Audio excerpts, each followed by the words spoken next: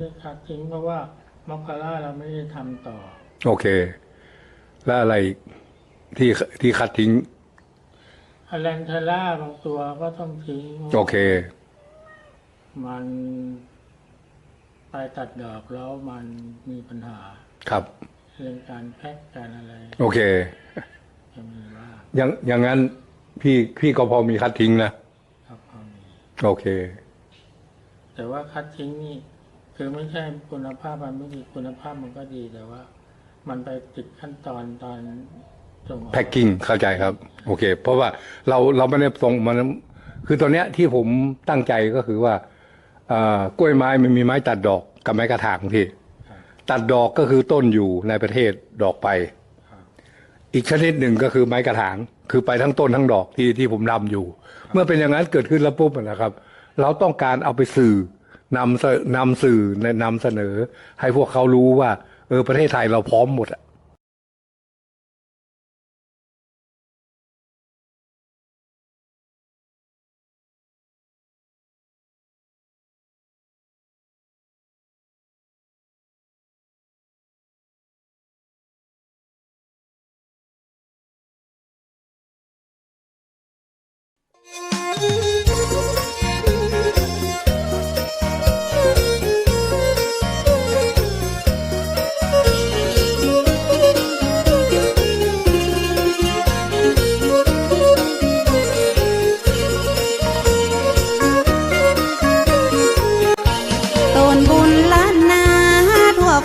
สรรเสริ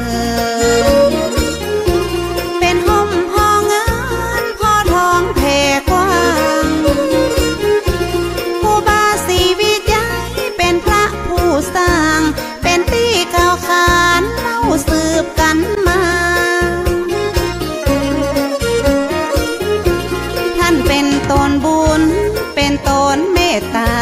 สร้างวัดสร้างวาอารามใหญ่กว้างศีลธรรมประเสริฐเลิศล้ำแต่ก่อนบ้านเฮาปากันย่างเตียวตีมีข้าฝุ่นข้าดิน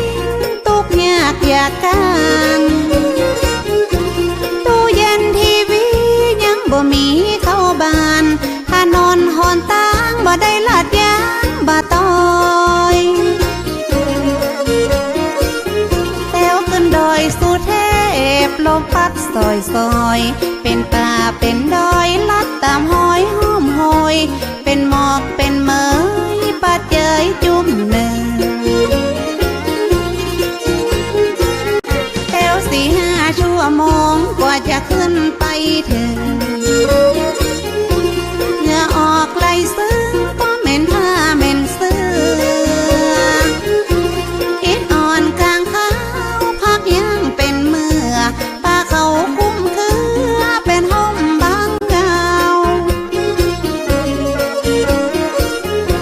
เดี่ยวดงเรียบเลาะถ้าหินปูนเขากว่าตีหมู่เฮาจะขึ้นไปใดกูบาสีวิจัยต้านห่วงใยเจนเราหลวงศรีประกาศและกราบนมัสการนิมนต์ครูบาสินธรรมขอมาย่อยกึศสร้างว่าจะปักเสาไฟขึ้นไปแบบนั้นครูบาสินธรรมบ่ได้หับปากหับตาครูบาบอกเพื่อหูเหตุการณ์ต้องสร้างหนทางขึ้นไปถึงจะได้ถึงจะปักเสาไฟขึ้นไปง่าย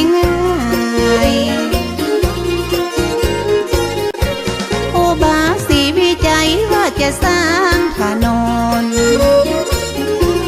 อย่าหารถยนต์แต้วขึ้นบนหือได้หลวงศรี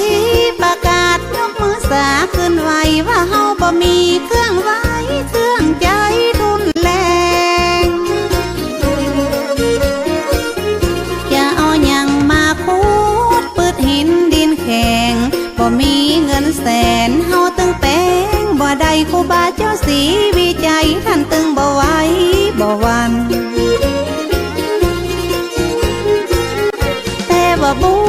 ว่าดาตึงจะมาจ่อยแปลงห้องใจหอมแห้งจ่อยกันคึดกันสร้าง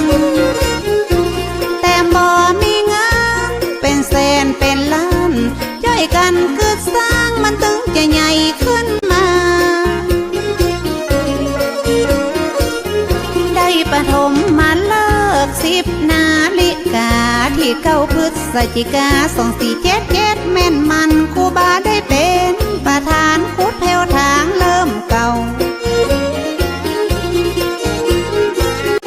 เอาขอบกมาจอกขุดดินถนนลูกศิษย์ลูกโยมต้อยตามครูบาเจ้าฟันบากทากทางต้นไม้แดงไม่เป่าห้อมห้อยภูเขาเป็นเขตเป็นแดงกำมีดมุยขอบกมาจกแผ่นดินแข็งปันเขตปันแดนคนละเล็กละน้อยปันตาปันหอยลัดขึ้นดอยมุ่นจริงจ้อยกันทุทากบะหินบะพาพาลาตกมาไผ่ตึงบะใจหินตึงผัวตึงเมียไข้หัวนั่งยิ้มพาลาตกกิ้งไผ่ตึงบะจมสักกาคนที่มาจ้อยสร้างบุญต้วยกันบ่หวังเงินหวังคำปิกจองปิกบานหวังกุศลผลน้ำสุขบานแต่หลังระยะเริ่มสร้างคนก็ซ้ำบ่หลาย